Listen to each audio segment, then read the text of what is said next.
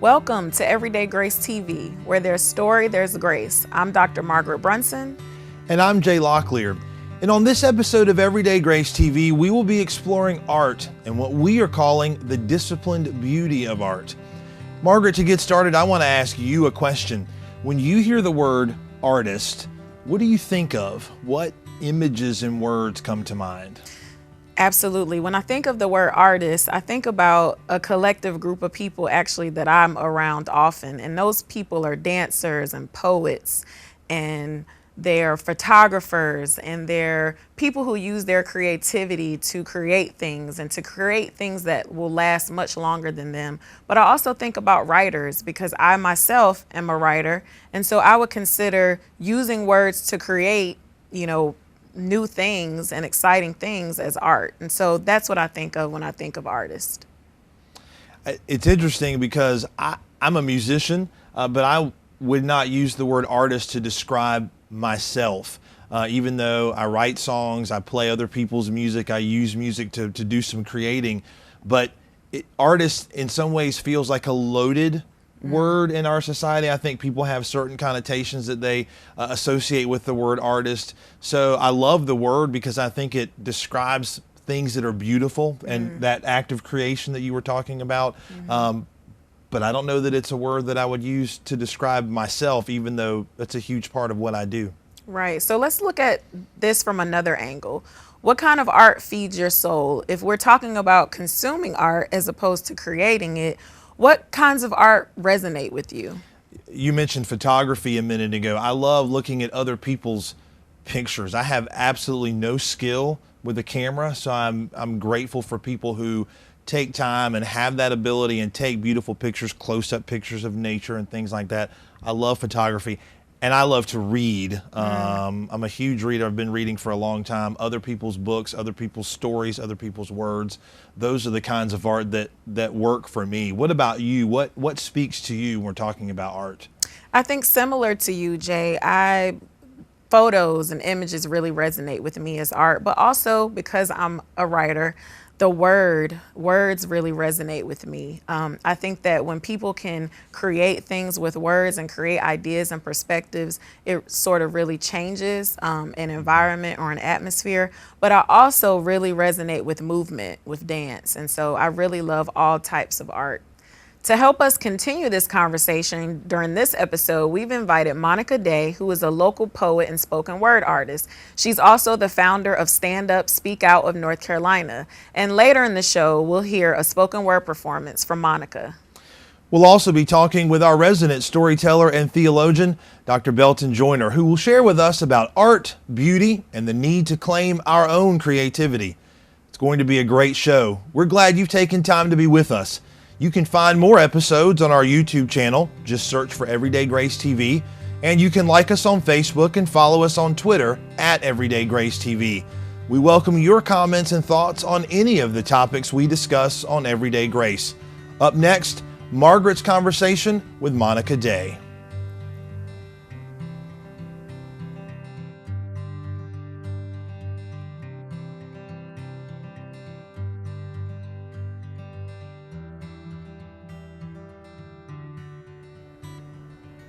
Welcome back. I'm joined by Monica Day, who is the founder of Stand Up, Speak Out of North Carolina, and also a local poet and spoken word artist. Monica, welcome to Everyday Grace TV. Thank you. Thank you so much for having me. I'm excited to be here today. Why don't you tell us a little bit about yourself? Well, I am a native of Durham, North Carolina. I'm a mother of two. I have a 3-year-old and a 16-year-old. I am a community activist, poet, as you mentioned, also a writer wrote a couple of books years ago, and I'm also a community activist advocating for victims of domestic violence and sexual abuse. That's awesome. So excited to have you on the show today. Thank you. So at the beginning of the show, Jay and I had some conversation about the word artist, and I want to ask you the same question that we discussed, which is, when you hear the word artist, what really comes to mind, or what images or words come to mind as it relates to you or in general? When I think of artists, I think of just a collective way of expressing yourself. It's a freedom in being an artist. Whether you're a writer, songwriter, or poet, it's an expression there that you can openly express yourself. I guess I envision a canvas of all of these beautiful colors that illustrate and come together collectively to just express whatever it is that's in your heart. Absolutely. And so, Monica, I know that you're also very deeply involved in the community where you work and live. Will you talk a little bit about how life and the world around you influences your art and how art influences your life? Well, I've been writing poetry since I was about 11 years old. I started writing after the death of my grandmother and had never knew anything about poetry. I just really started expressing myself, and it became an outlet for me. It was the way that when I couldn't talk to a friend or anybody, I could go to get that notebook and that pen and I could write. And so over the years, with the things that I have experienced being a survivor of domestic violence and sexual abuse, I have been able to express myself. It is the vision and the passion behind Stand Up Speak Out of North Carolina, that is a nonprofit that works with children and teens who've been exposed to domestic violence and sexual abuse. And so our purpose is to utilize art therapy, poetry, spoken word, and creativity to help those deal with those traumatic experiences. Yes, as a fellow writer, I can relate to your use of writing as an outlet, and so I really relate. That really resonates with me. Thank you. In preparing for the show, a phrase that we arrived at was disciplined beauty. Monica, as a poet, can you talk about what it means to live in the tension between the discipline of your art versus the beauty that art expresses? Well, I think art is, like I said, it's a freedom there, and they're all different types of art forms. I have chosen to use my art as a way to talk about social problems, specifically domestic violence and sexual abuse. A lot of poems that I write about, they have a lot of passion and feeling behind them because I write from a place of experiencing those things. And so I tend to write about spirituality, domestic violence, sexual abuse, women, empowering women and children. And I use that art form to be able to empower people. There are lots of different ways people use poetry, but for me, it is a way that I can help people to heal and to know that you're not alone, and that no matter what you've experienced, that you can overcome. That's absolutely right. I think you're a great example of how to use art and the beauty of art, but also to create an outcome from that. And for you and for your organization, that's about healing. Absolutely. So as we wrap up, one final question for you. What is it that drives you to create art? Or maybe a better way to ask would be, why are you making? I want to help people. Bottom line, I want to help people. I believe in art and creativity, and I know that there's a power in it. I know that firsthand. I don't have to read any books or research it. I know firsthand that through poetry and through creativity that there is a healing there. There's healing when I speak poetry.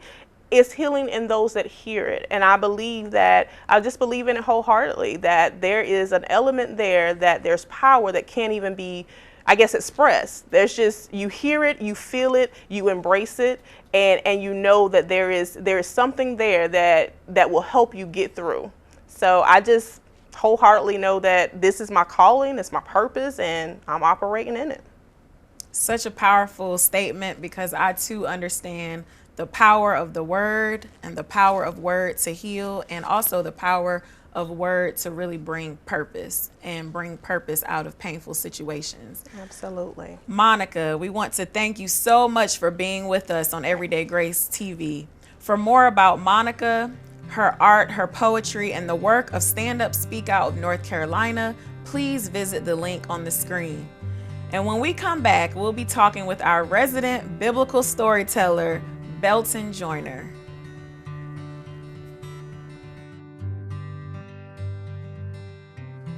Welcome back. We're here with Belton Joyner. Belton, it's wonderful to be with you once again on Everyday Grace TV. Thank you very much, Jay. I'm glad to be back. And I must say, it's getting to be habit forming, but a good habit. It's good for us A too. good habit, yeah. And Margaret, good to see you again. Good to see you. 100 years it's been I've known you? Not quite that long. Been a while. But it has been a while. Yeah, Good to see you. Glad to see you.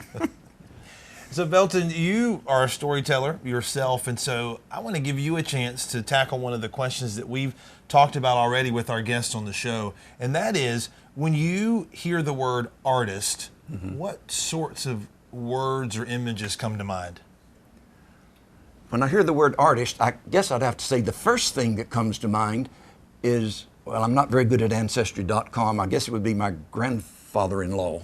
Okay. He was an artist who made his living doing the paintings that went outside the Metropolitan Opera to advertise nice. the operas that were being done. So a person comes to mind. Okay.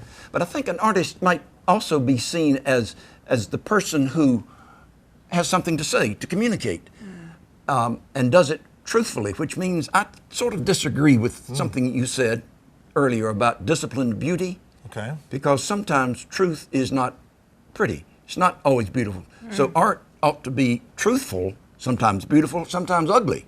But does it communicate truth? And I think that's for me, a better test of what art or an artist is. Yeah, that's a powerful statement. Very powerful. I have to think about that a little bit more. All right. So all of us are both creators and consumers of art. When creating art or simply enjoying the art of others, do you see any connections between art and faith? The connection between art and faith. Well, when I hear about a tie between art and faith, or maybe you can say a tension between art and faith, or a journey with both art and faith, my mind and my heart run in 1,000 directions. Maybe art is one of those places where mind and heart both are stirred. Because you think about it, the Bible is filled with art in all of its forms. You got dance, you got music, you got architecture, sculpture, painting, pottery, foods. And it's not just the people. The Bible even describes God as an artist. Right. I think back in Isaiah, 64th chapter, somewhere back toward the end of the book, it says, "Yet, O Lord, you are our Father. We are the clay, and you are our potter." God is the artist who is a potter. Or in the Psalm, I heard it read this morning in a service, "The firmament proclaims God's word, God's handiwork."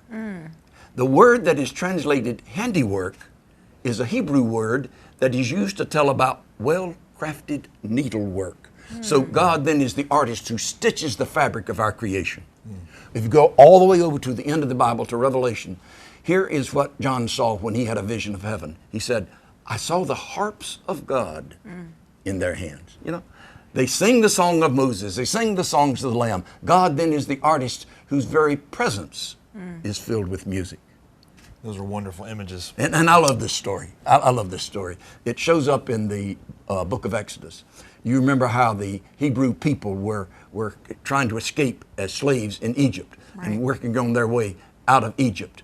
And they felt God had a better plan for them, a promised land where they could be free. Now getting to this promised land was not very easy. It took 40 years. It didn't have a very good start.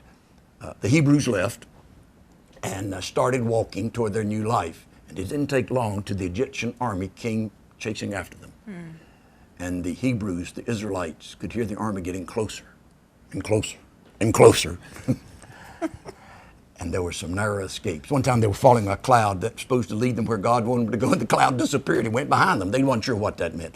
And suddenly, with that army right on top of them, the Hebrews came to a giant river. Some call it the Red Sea, others call it the Sea of Reeds. Whatever you call it, it looked like the end of the road. Got to say, the end of the road. And you probably remember the story of how the waters parted and the escaping slaves stepped out on dry land. But the Egyptians didn't make it. Their horses, their chariots, their army, all kaput right there in the water. So, what did the Israelites do? They sang a song. The whole group sang. And then Miriam picked up a tambourine. And other women picked up a tambourine. And they began to dance and make music, dancing and singing. When the people of God had their hearts filled with joy and thanksgiving, what did they do? They sang. They danced. Made music. When their hearts were full, they turned to art. When ordinary language could not express what they felt, they turned to art. Wow, wow. When ordinary language could not express what they felt, they turned to art. That's a powerful statement. It sounds as if this artistic expression that started with Miriam was very powerful. So powerful, in fact, that others around could not resist joining in, expressing themselves as well. What is it about art that creates this? What about art creates this? Well, sometimes art describes a scene. You can look at it, that's what it looks like. Sometimes art describes a feeling. You look at it and say, oh, that's what that feels like. Sometimes art describes a relationship. That's what it is to relate in. Is it any wonder that art touches the sacred and does so with power? And it has such power. It has such power. Think of the love poems in the Song of Solomon. I mean, that is very powerful, potent stuff. Beautiful language. And then you got the laments and celebrations in the Psalms of David, and the detailed description of architecture, of how the temple was to be built, and the early church hymns quoted in Paul's epistles, and the dances of celebration by King David. All this art has power. In fact, art has so much power that there are places in the scripture that warn us to be careful not to end up worshiping the art rather than the God whose story is told in the art. So It's a true. good warning. The Israelites are even told to tear down sculpture that's been more about untruth than it has been about truth. It goes right back to what you were saying about in the beginning about disciplined truth. Yes, yes. Telling truth. So on Everyday Grace TV, Belton, we refer to you as our resident biblical storyteller and our theologian. And Jesus also used parables and stories to great effect in his ministry. And so would it be fair maybe to call Jesus a storyteller, even an artist in his time here on earth? Well, a quote from Proverbs comes to mind, because there is beauty in getting it right. Proverbs says, a word fitly spoken is like apples of gold in a setting of silver. And Jesus was such an artist. All those parables he told, a word fitly spoken, if you will, they were stories. They were not descriptions of historical events. He was telling stories. A man had two sons. One was Ralph and the other was George. And it's just a man had two sons. Jesus becomes the artist then who paints word pictures. Think of it like this. God is the creator, and we humans are indeed created in God's image, then invited into our own creativity, a mirror of the creativity of God. Maybe that's what art is. Maybe that's what grace does. Belton, as always, we are grateful for the wonderful ways that you illuminate our conversations. Thank you for your words and for your presence. Delighted. Awesome. Speaking of words, it is fitting that we close our show by hearing words fitly spoken. Up next, Monica Day will share with us a spoken word piece entitled, Speak Out.